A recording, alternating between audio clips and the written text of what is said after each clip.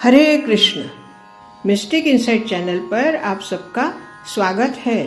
कभी कभी जिज्ञासावश किसी के मन में कोई प्रश्न अचानक उभर कर आता है। ऐसा ही एक सामान्य सा प्रश्न है, परंतु इस प्रश्न का महत्व बहुत गहरा है। प्रश्न है, प्रतिदिन पूजा करना कितना आवश्यक है या कितना आवश्यक नहीं है। अगर हम आवश्यकता की बात करें तो पूजन एक कर्मकांड है और कर्मकांड अपने आप को अनुशासन में रखने के लिए किया जाता है। कई बार जब तक कोई व्यक्ति स्वतः को अनुशासन में नहीं रखते तब तक कर्म की अनियमितता बनी रहती है। कभी किया कभी नहीं किया, मन हुआ तो कर लिया, मन हुआ तो नहीं किया। इससे जीवन में अनियमित व्यवहार हो जाता है या व्यक्ति अनियमित बन जाता है, और जहाँ अनियमित है वहाँ उपलब्धि भी अनियमित ही हो जाती है। जैसे शरीर के लिए भोजन आवश्यक है, वैसे ही आत्मा के लिए भजन आवश्यक है। भजन अर्थात भगवान का सान्निध्य, और भगवान का सान्निध्य मिलता है प्रतिदिन के पूजन से। इसलिए मेरे विचार से प्रतिदिन पूजन करना आवश्यक है।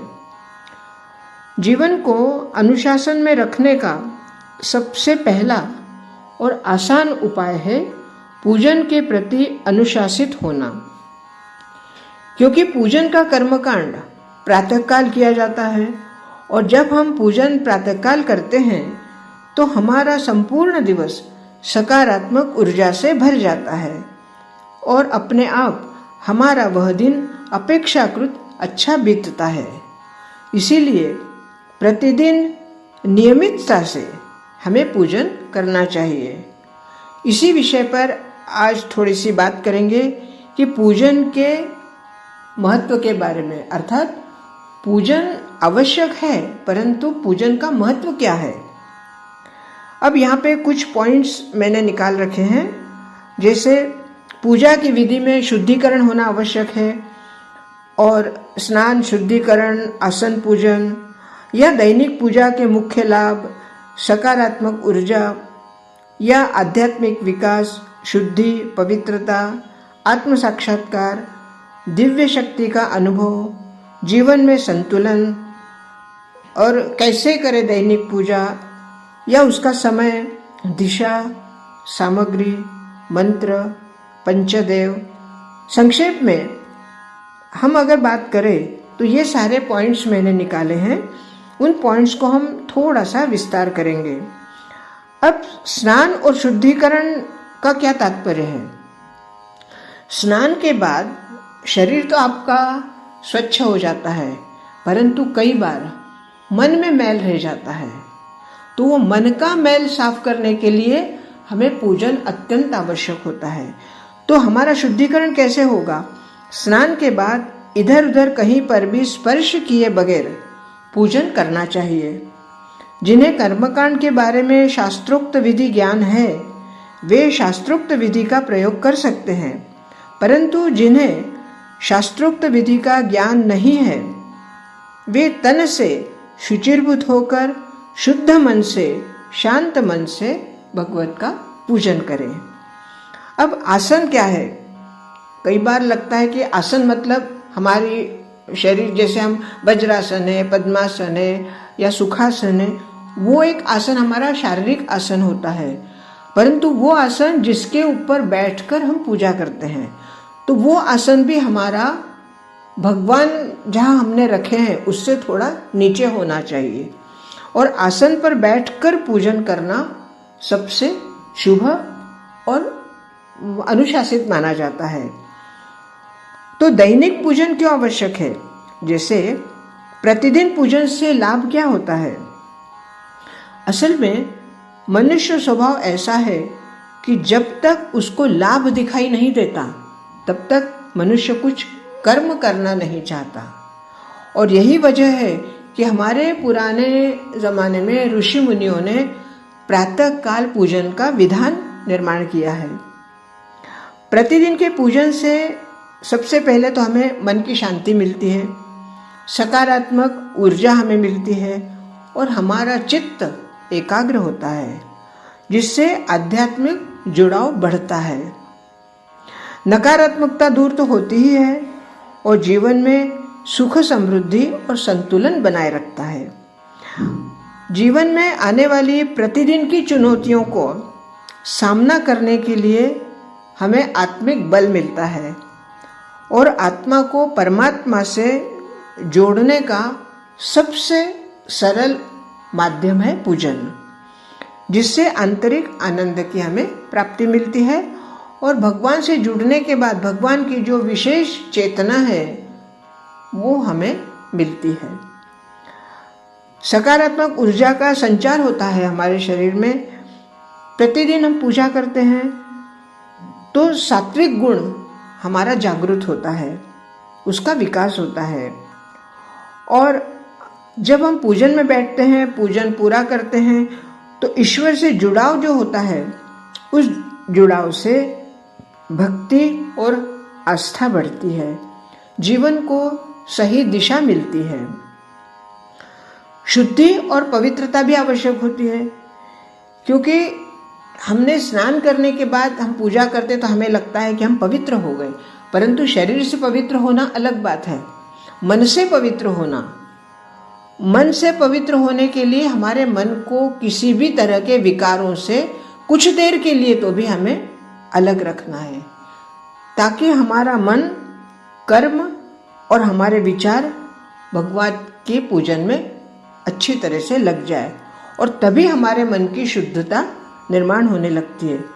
जब मन शुद्ध होने लगता है तो अपने आप अंदर से हमारे शरीर में, हमारे मन में पवित्रता आने लगती है, जिससे व्यक्ति स्वयं को आध्यात्मिक रूप से सशक्त अनुभव करता है। आप अनुभव करेंगे पूजन के बाद एक नई चेतना हमारे आत्मा में, हमारे मन में, हमारे शरीर में हमें महसूस होती है, अनुभव होती है कि हम में कुछ नई चेतना आ गई है। और जब प्रतिदिन हम इसी तरह पूजन करते करते करते जब कई वर्ष बीत जाते हैं अखंडित, तब आत्म साक्षात्कार हमें होने लगता है। और आत्म साक्षात्कार जब होता है तो उसका असीम आनंद और परम शांति मिलती है। और जब इसी तरह हम प्रतिदिन पूजा करते हैं तो दिव्य शक्ति का अनुभव होता है। पूजन के दौरान दैवीय शक्ति के आभा मंडल, जिसको ऑरा कहते हैं, उस ऑरा में सुरक्षित हम रहते हैं और हमें मार्गदर्शन के संकेत भी मिलने लगते हैं। कई बार हम देखते हैं कि हमारा जीवन बहुत असंतुलित हो जाता है। कभी कुछ परेशानियां हैं, कभी कुछ समस्याएं हैं, कभी कुछ मानसिक विकार है, कभी शारीरिक पीड़ा है, पारिवारिक असंतोष है। कुछ न कुछ समस्याओं की वजह से हमारा जीवन असंतुलित हो जाता है। तो ऐसे में जब हम पूजा करने बैठते हैं तो हमारा मन, शरीर, विचार धीरे धीरे संतुलन में आ जाते हैं। और ये रोज की प्रक्रिया है। जब दिन भर में हम कई बार कई उलझनों से जीवन बिताते हैं, परंतु सुबह जब हम नहा धोकर पूजन में बैठते हैं तो हमें नई चेतना आने लगती है, हमें फिर से संतुलित होने का अवसर मिलता है। अब पूजन का कुछ समय भी होता है, ऐसा नहीं कि जब मन में आए तो पूजन कर लिया। जहाँ तक संभव हो ब्रह्म मुहूर्त में उठकर और हमें सूर्योदय के आसपास पूजा करनी चाहिए। परंतु फिर भी गृहस्थी की वजह से कुछ काम ऐसे भी होते हैं जिसकी वजह से हम ब्रह्म मुहूर्त में पूजन नहीं कर पाते, तो फिर भी कम से कम सुबह 8 बजे के पहले पूजन कर लेना चाहिए। और जहाँ तक संभव हो पूर्व दिशा में हमें अपना फेस रखना चाहिए, अर्थात भगवान का चेहरा पश्चिम की तरफ और हमारा चेहरा पूर्व की तरफ हो या उत्तर की तरफ हो। इस तरह से इस दिशा में हम पूजन करते हैं तो सकारात्मक ऊर्जा हमें अधिक मिलती है। अब सामग्री में भी हम देखते हैं कि कर्मकांड अगर कहते हैं तो उसमें सामग्री बहुत होती है, परंतु बहुत सामग्री ना भी हो तब भी दीपक, धूप, चंदन, फूल और भोग, इतनी 5 वस्तुएं अवश्य होनी चाहिए। और अगर ये भी आप उपलब्ध नहीं कर सकते तो फिर भी दीपक और भोग, जल, ये 3 चीजें तो अवश्य होनी ही चाहिए। अगर मंदिर में शंख और घंटी हो तो उसका प्रयोग रोज किया करें। ये सब चीजें जो है, दीपक, धूप, चंदन, फूल और भोग, ये सब 5 इंद्रियों का प्रतिनिधित्व है।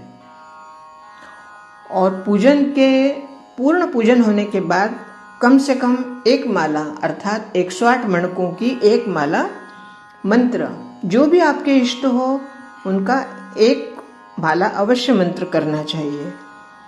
और पूजा में जैसे मैं अभी पूजन का बता रही थी, तो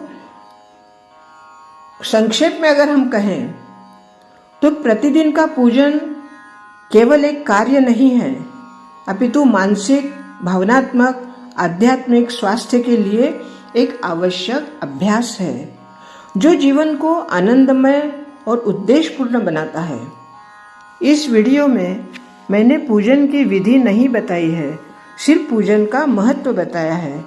हमारे दैनिक जीवन में अन्य कार्य जितने आवश्यक हम समझते हैं, उन आवश्यक कार्यों में पूजन को भी अवश्य सम्मिलित करना चाहिए। वह भी हमारे जीवन का एक महत्वपूर्ण कार्य है।